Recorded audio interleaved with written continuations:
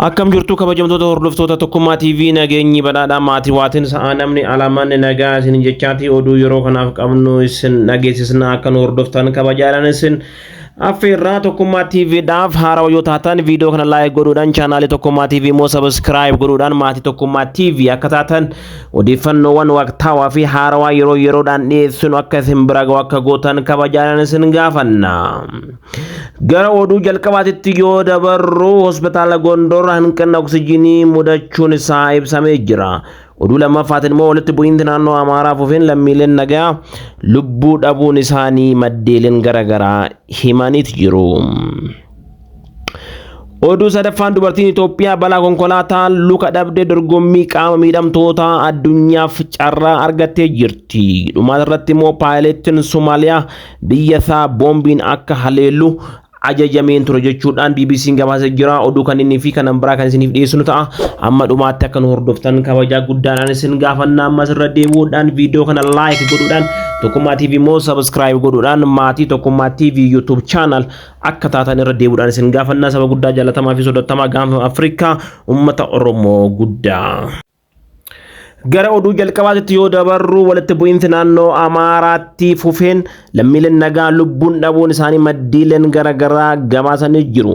Walitti bu'iinsi humnoota nageenya mootummaa fi hidhattoota gidduu naannoo Amaaraatti itti fufuun isaanii lammiileen nagaa lubbuun baduun isaanii hospitaalota naannoo Amaaraa argamarraa BBC'tti himanii jiru. Hakimni hospitaala Falaga Hiyoot magaalaa Bahar Daar irraa BBC'n dubbise erga walitti bu'iinsi eegale lammiileen nagaa hedduu rasaasaan rukutamanii gara hospitaala dhufuun isaanii dubbatamaa jira. Miidhaa qaqqabe lakkoofsaan ibsuun ni rakkisa. Reeffa hedduutu gara hospitaala seenaa jira jechuun kan ibse doktorri kun maqaa isaan akka dhahamu garuu hin barbaanne. Akka ogeessa fayyaa kanaatti lammiileen nagaa walitti bu'iinsa kanaan miidhamaa jiraachuusaa ibsamee jira. Hospitaala ala garuu guyyaa wiixataa magaalaa Bahar Daar bakka Abbaay Maadoo jedhamutti bataskaana Kidaana Miratii keessatti namni qiddaasee irra yookaan kadhannaa irra ture tokko rasaasaan rukutamuu isaatis BBC'n ibsee jira. Hakimni hospitaalichaa biroo maqaan isaa akka hin eeramne gaafate magaalaa keessatti walitti bu'iinsi erga mudate kanneen rasaasaan rukutaman gara hospitaalaa dhufeen lammiilee nagaa ta'uu isaanii ibsee jira. Kanneen keessaa kan mana yaalaa osoo hin gahin du'anis jiraachuun isaanii ibsamee jira. Akka ogeessi kun jedhutti kanneen miidhaman keessaa daa'ima waggaa 5 maanguddoota akkasumas dargaggoon illee keessa jiraachuu isaanii ni beekama. Daa'imtichi osoo kaasuu haadha isaa keessa jiru rasaasaan rukutamuutu dhagahamee jira. Magaalattii keessatti tajaajilli geejjibaas ta'ee ambulaansii waan hin jirreef namoota miidhaman gara hospitaala kan seenan teephaan baatamanii ta'uusaa ibsanii jiru. Rakkoo nageenyaa irraa kan ka'e namoonni wal'aansa irra jiranis dhiiga dhiyeessuun rakkisaa ta'uu isaanii dubbatama. Bakkeewwan naannichaa biroo Dabra Birhaan Gondor dabalatee walitti bu'iinsi keessatti adeemaa jiru lammiileen nagaa miidhamuun gabaafamee jira. Walitti bu'iinsi humnoota mootummaa fi hidhattoota faannoo gidduu booda kana hammaateen naannicha birmannaa gaafatee labsii yeroo muddamaa akka labsamu ibsamuun isaa ni beekama. Dubartiin Itoophiyaa balaa konkolaataan lukaa dhabdee dorgommii qaama miidhamtoota addunyaaf carraa argattee jirti. Gaazexeessituu Fireehiwoot Taammiruu jedhamti. Isheenis feestivaala dandeettii namoota miidhamaa qaama qaban mul'isuu waggaa waggaan qophaa'u irratti hirmaachaa jirti. Fireehiwoot erga balaa tiraafikaan miidhaa qaama irraa qaqqabe booda seenaa ishee bifa dokumantiitiin dhiyeessiteet jirti.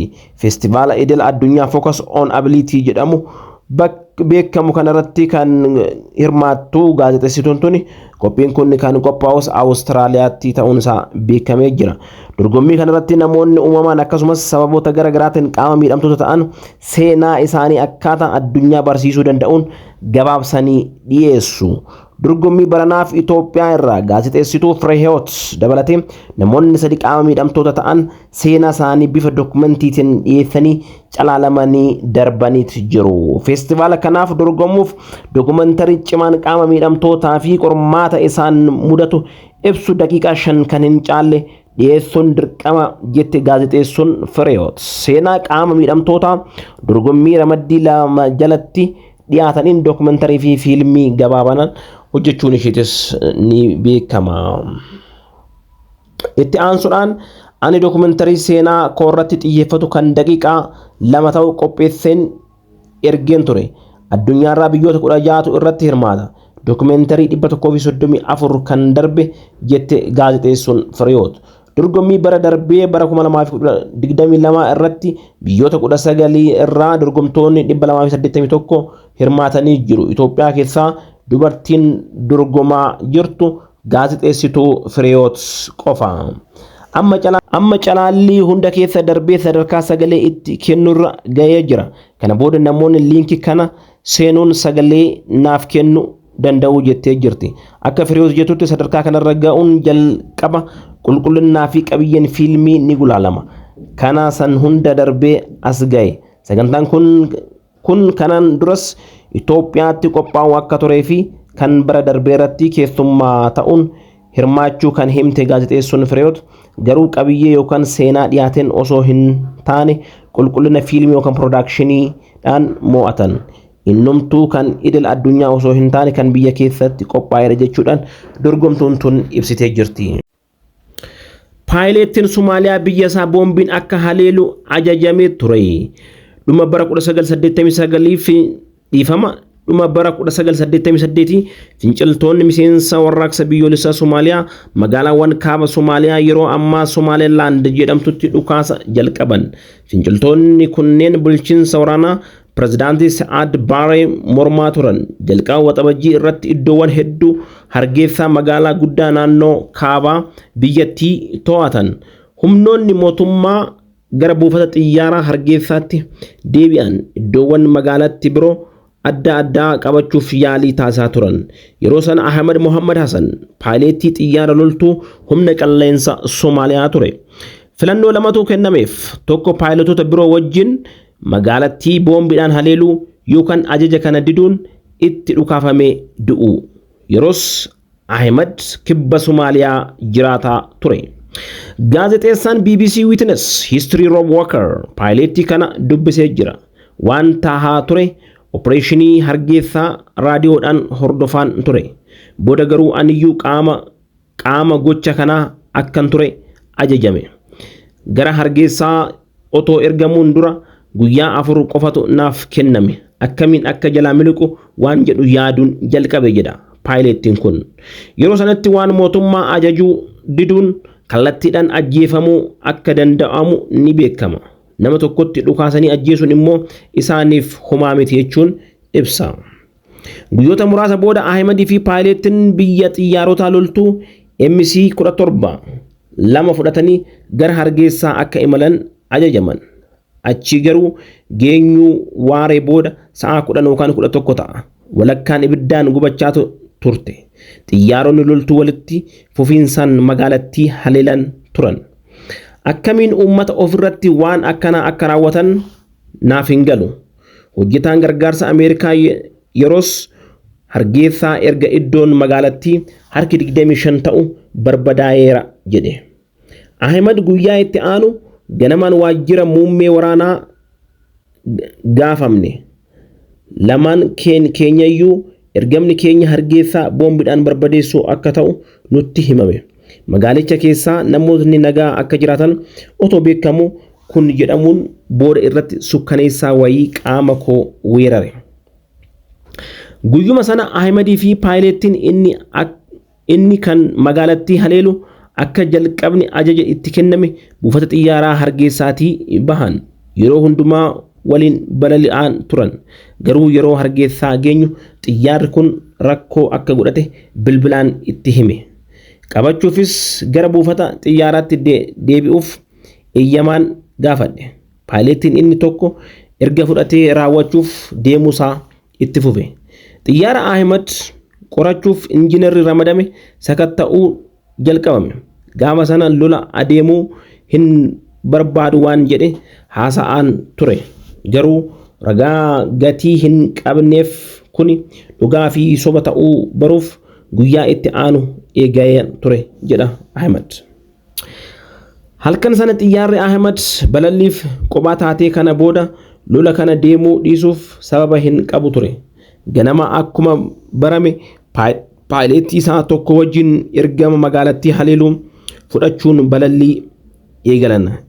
Inni na dura adeemaa ture ol ka'iinsa keenya dabalee meetira 500 irratti balali'uu jalqabe. Boombiin immoo meetira 500 irratti kan gad dhiifamu. Battala kana irratti Ahmed waan murteessee ture magaalattii boombiidhaan rukutuudhaaf qophii guddaa keessa akka ture dubbatama. Dhumarratti kiyyeessitoonni gara galaanichaa dhufan argate isaanis gara magaalaa Jibuutii isa fudhatanii deeman. Sana booda garuu gara biyyaa deebi'uun akka hin jirre bare. Maatiin qaba, ijoollee 3, haadha warraa, obboleettan dhiiseen dhufe. Baay'ee ulfaataa ture. Garuu wanna lama keessa filachuun narra ture. Namoota ajjeesuu yookaan gara Jibuutii baqachuu jedhe. Hargeessatti haleelaan itti fufee ture. Dhuma hagayyaa irratti humnoonni Somaaliyaa finciltoota warraaqsa biyyaalessaa Somaaliyaa magaalaa keessaa baasan. Yeroo kanatti Hargeessaa dabalatee magaalonni kan barbadaa'anii jiru. Humnoonni mootummaa namoota nagaa saba Isaaq irratti gaafachuun rakkoo uumanii jiru. Walumaa galatti haleellaa sanaan namoonni 50,000 ol akka ajjeefaman amanama. Kanneen walakkaa miiliyoonaa ol ta'an immoo biyya ollaa Itoophiyaatti baqachuuf saaxilaman. Waggoota 2 itti aananiif waraanni waliinii Somaaliyaa ittuu hammaatee dhumarratti mootummaa Somaaliyaa bara 1991tti kufe. Baatii caamsaa keessa waraanni biyyoolessa Somaaliyaa kaaba biyyattii qabachuun walabummaa biyya ofii of bulchitu Somaliland ibsan. Ahmedis maatii isaa wajjin Laksbargitti wal arge. Ergasii bara 2008tti ture. Yeroo jalqabaaf kan Hargeessaa daawwate. Magaalaa akka haarawaatti ijaaramtes arge. Namoonni Hargeessaa akka gootatti na ilaalu. Ani garuu waan narraa eegamuun raawwadhe jechuudhaan paaletiin kun ibsee jira. Turtii gaarii wajjin taataniif guddaa horaa bulaa galatoomaa isiniin jenna.